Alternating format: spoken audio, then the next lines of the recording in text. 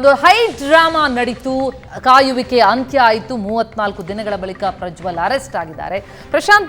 Prajwal Revanna arrest ಆದರೂ ಈಗ ಕಾನೂನಾತ್ಮಕವಾಗಿ ಪ್ರಕ್ರಿಯೆಗಳು ನಡೆಯುತ್ತೆ. ಅದು ಒಂದು ಭಾಗ. ನಾವು ಆದರೆ ಪ್ರಜ್ವಲ್ ಒಬ್ಬ ಸಂಸದನಾಗಿ ನಾವು ನೋಡ್ತಾ ಇದ್ದಾಗ ರಾಜಕೀಯವಾಗಿ ಗಮನಿಸಿದ್ರೆ ಏನು ಪರಿಣಾಮಗಳು ಅಂತೀರಿ? ನೋಡಿ ಪ್ರಥಮ, ಇಷ್ಟು ದಿನಗಳವರೆಗೆ ಅಂದರೆ BJP JDSನ ಮೈತ್ರಿ ಆಯಿತು. ಅನೇಕರೇನು ತಿಳ್ಕೊಂಡಿದ್ರು BJP JDSನ ಮೈತ್ರಿಯ ಕಾರಣದಿಂದಾಗಿ ಆ ಮೈತ್ರಿ ವರ್ಕ್ ಆಗುತ್ತೋ ಇಲ್ವೋ ಅಂತಕ್ಕಂಥದ್ದೇ ಡೌಟ್ ಇತ್ತು. ಆದರೆ ಆ ಮೈತ್ರಿ ವರ್ಕ್ ಆಯಿತು. ಏಕಾಏಕಿ ಮೊದಲ ಹಂತದ ಚುನಾವಣೆಯ 3-4 ದಿನಗಳ ಮುಂಚೆ ಪ್ರಜ್ವಲ್ ರೇವಣ್ಣ ಅವರ ಪೆನ್ ಡ್ರೈವ್ ಓಡಾಡ್ಲಿಕ್ಕೆ ತೊಡಗಿತು. ಸಹಜವಾಗಿ ಇಂಥ ಪ್ರಕರಣಗಳಿದ್ದಾಗ ಒಂದು ಮಟ್ಟದ ಹಿಂಜರಿಕೆ ಇರುತ್ತೆ. ಆ ಪ್ರಕರಣದ ಬಗ್ಗೆ ಚರ್ಚೆ ಮಾಡಬೇಕಾ ಬೇಡವಾ ಅಂತಕ್ಕಂಥ ನಮಗೂ ಇತ್ತು, ಅನೇಕ ರಾಜಕಾರಣಿಗಳಿಗೂ ಇತ್ತು. ಆದರೆ ಆ ಪ್ರಕರಣ ಸಾರ್ವತ್ರಿಕವಾಗಿ ಚರ್ಚೆ ಆಗತೊಡಗಿದ ನಂತರ ಅದು ಕೇವಲ ಮುಜುಗರ, ಮೊದಲನೇ ಹಂತದ ಚುನಾವಣೆಯಲ್ಲಿ ಅದು ಮುಜುಗರ ಕೇವಲ ಹಾಸನಕ್ಕೆ ಸೀಮಿತವಾಗಿತ್ತು.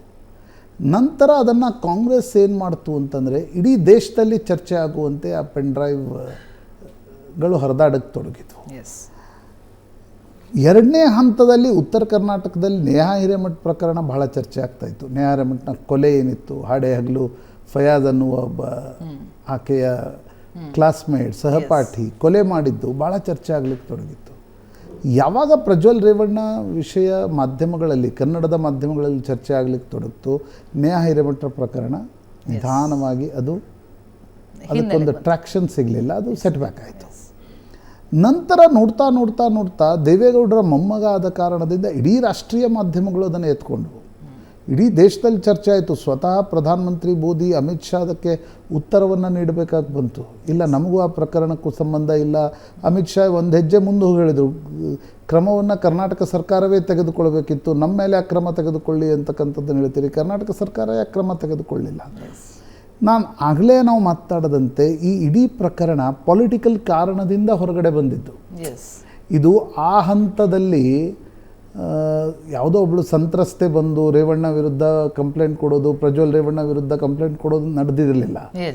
ರಾಜಕೀಯ ಕಾರಣಗಳಿಗೋಸ್ಕರ ರಾಜಕೀಯ ವಿರೋಧಿಗಳು ಈ ಪೆನ್ ಡ್ರೈವನ್ನು ಹೊರಗೆ ಬಿಟ್ಟಿರೋದ್ರಲ್ಲಿ ನನಗೇನು ತಪ್ಪು ಅನ್ನಿಸ್ತಾ ಇಲ್ಲ. ಅದೇನು ಷಡ್ಯಂತ್ರ ಅದೆಲ್ಲ ಚರ್ಚೆ ಆಗ್ತಾ ಇರೋದು ನನಗೇನು ತಪ್ಪು ಅನ್ನಿಸ್ತಾ ಇಲ್ಲ. ಯಾಕಂದರೆ ಇಂಥ ಪ್ರಕರಣಗಳು ಕೊನೆಗೆ ಹೊರಗಡೆ ಬಂದಾಗಲೇ ಚರ್ಚೆ ಆಗೋದು ನಿಜ. ಬಹುಶಃ ಆ ಸಂತ್ರಸ್ತೆಯರ ಅವರ ಒಂದು ಗೌರವದ ಬಗ್ಗೆ ಯೋಚನೆ ಮಾಡಬೇಕಾಗಿತ್ತು. ಜೊತೆಗೆ ಅನ್ಸುತ್ತೆ ರಾಜಕೀಯವಾಗಿ ಹೊರಗೆ ತರಬೇಕಾಗಿರ್ತಕ್ಕಂಥವ್ರು ಕೂಡ ನೇರವಾಗಿ ಹೋಗಿ ನೀವು ಕಂಪ್ಲೇಂಟನ್ನು SP-ಗೋ ಯಾರಿಗೋ ಕೊಟ್ಟಿದ್ರೆ ಅಟ್ಲೀಸ್ಟ್ ಆ ಮಹಿಳೆಯರ ಘನತೆಯ ಪ್ರಶ್ನೆಯನ್ನು ತಪ್ಪಿಸ್ಬೋದಿತ್ತು, ಘನತೆಗೆ ಕುಂದುಂಟಾಗುವುದನ್ನು ತಪ್ಪಿಸ್ಬೋದಿತ್ತು. ಬಟ್ ಪೊಲಿಟಿಕಲ್ ಲೀಡರ್ಸ್ಗಳು ನೋಡಿ, ನಿಮ್ಗೆ ಅವ್ರಿಗೆ ಯಾರದ್ದು ಘನತೆ ಇರಲ್ಲ, ಅವ್ರಿಗೆ ಓಟ್ ಬೇಕಾಗಿರುತ್ತೆ, ಅದಕ್ಕೆ ಏನೂ ಮಾಡ್ಲಿಕ್ಕೆ ತಯಾರಾಗಿರ್ತಾರೆ. ಅಂದ್ರೆ ನ್ಯಾಯದ ಪರವಾಗಿ ಅಥವಾ ಇವರಿಗೆ ಶಿಕ್ಷೆ ಆಗಬೇಕು ಅನ್ನುವಂಥ ಹೋರಾಟ ಅಂತ ಅನಿಸ್ಲಿಲ್ಲ ಅಂತ, ಅಲ್ಲೇ ಅನಿಸಿದ್ದು ರಾಜಕೀಯ ಅಂತ. ಈಗ ಅದು SIT ರಚನೆ ಆಗಿದೆ. SIT ಕೂಡ ನನಗನ್ಸುತ್ತೆ 2 ಅಂಶಗಳು ಭಾಳ ಸ್ಪಷ್ಟ ಇವೆ. ಒಂದು, ಎಷ್ಟು ಸಾಕ್ಷ್ಯಗಳು ಸಿಗುತ್ತೆ, ಏನಾಗುತ್ತೆ ಅಂತಕ್ಕಂಥದ್ದು ಒಂದು. ರೇವಣ್ಣ ಪ್ರಕರಣದಲ್ಲಿ SIT ಏನು ತರಾತುರಿ ಮಾಡ್ತು, ಅದೇ ರೀತಿಯ ತರಾತುರಿ ಅಥವಾ ಪೊಲಿಟಿಕಲ್ ಇಂಟರ್ಫಿಯರೆನ್ಸ್ ಕಾರಣದಿಂದ ಅತಿರೇಕದ ಏನಾದರೂ ಮಾಡ್ಲಿಕ್ಕೆ ಹೊರಟ್ರೆ ಇಟ್ ಮೇ ಬೂಮ್ರಾಂಗ್ ಆಲ್ಸೋ. ನೋಡಿ, ಅನೇಕ ಬಾರಿ ಏನಾಗುತ್ತೆ, ಬೂಮ್ರಾಂಗ್ಗಳು ಬಹಳ ಕೇಸ್ಗಳಲ್ಲಾಗಿವೆ. ಹೀಗಾಗಿ SIT ಎಷ್ಟು ಪ್ರೊಫೆಷನಲ್ ಆಗಿ ಈ ಕೇಸನ್ನು ಹ್ಯಾಂಡಲ್ ಮಾಡುತ್ತೆ, ಪೊಲಿಟಿಕಲ್ ಇಂಟರ್ಫಿಯರೆನ್ಸ್ ಕಡಿಮೆ ಆಗಿ ಕೇಸ್ ಪ್ರೊಫೆಷ್ನಲಿ ಕೋರ್ಟ್ಗಳಲ್ಲಿ ನಿಲ್ಲುವ ಹಾಗೆ ಎಷ್ಟು ಸಾಕ್ಷ್ಯಗಳನ್ನು ತರುತ್ತೆ ಅನ್ನೋದು ಮುಂದಿನ ಒಂದು ದೊಡ್ಡ ಪ್ರಶ್ನೆ ಅಂತ ನನಗನ್ಸುತ್ತೆ. ನೋಡಿ, ಪ್ರಜ್ವಲ್ ರೇವಣ್ಣ ನನಗನ್ಸುತ್ತೆ ಯಾವುದೇ ಕಾರಣಕ್ಕೂ ಯಾವ ವ್ಯಕ್ತಿ ನಾನೇ ಇದನ್ನು ಮಾಡಿದ್ದು ಅಂತ ಒಪ್ಕೊಳ್ಳಲ್ಲ.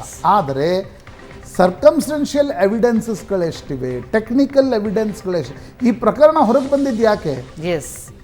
ಏಕಮಾತ್ರ ಕಾರಣ, ಪ್ರಜ್ವಲ್ ಅದನ್ನ ರೆಕಾರ್ಡ್ ಮಾಡ್ಕೊಂಡಿದ್ದು. ಅದು ಮಾನಸಿಕ, ಒಂದ್ ವೇಳೆ ಆತದ ರೆಕಾರ್ಡ್ ಮಾಡಿದ್ದ ಅನ್ನೋದು ಪ್ರೂವ್ ಆದ್ರೆ ಇಟ್ಸ್ ಅ ಮಾನಸಿಕ ವಿಕೃತಿ. ಆ ಮಾನಸಿಕ ವಿಕೃತಿಯಲ್ಲಿ ಆತ ಎಷ್ಟು ಜನರನ್ನ ಉಪಭೋಗದ ವಸ್ತುವಾಗಿ ಬಳಸ್ಕೊಂಡಿದ್ದ ಅಂತಕ್ಕಂಥದ್ದು ಹೊರಗಡೆ ಬರಬೇಕು. ಅದು ಬರಬೇಕಾದ್ರೆ ಸಾಕ್ಷ್ಯಗಳು ಸಿಗಬೇಕು.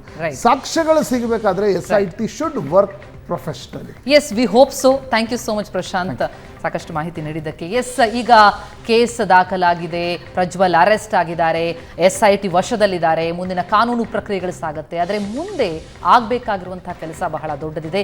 ಅವರನ್ನು ಅರೆಸ್ಟ್ ಮಾಡೋದಷ್ಟೇ ಸಾಧನೆಯಲ್ಲ, ನ್ಯಾಯ ಕೊಡಿಸೋದು ಕೂಡ ಪ್ರಮುಖವಾದಂತಹ ಕರ್ತವ್ಯ ಆಗುತ್ತೆ. ಯಾವ ರೀತಿ ನಡೆಯುತ್ತೆ ನೋಡೋಣ. ಅದರ ಬಗ್ಗೆ ಅಪ್ಡೇಟ್ಸನ್ನು ನಿರಂತರವಾಗಿ ಸುವರ್ಣ ನ್ಯೂಸ್ ನಿಮ್ಮ ಎದುರಿಗೆ ಇಡ್ತಲೇ ಹೋಗುತ್ತೆ. ಇದಾಗಿತ್ತು ಇವತ್ತಿನ ನ್ಯೂಸ್ ಅವರ್ ಮಾರ್ನಿಂಗ್.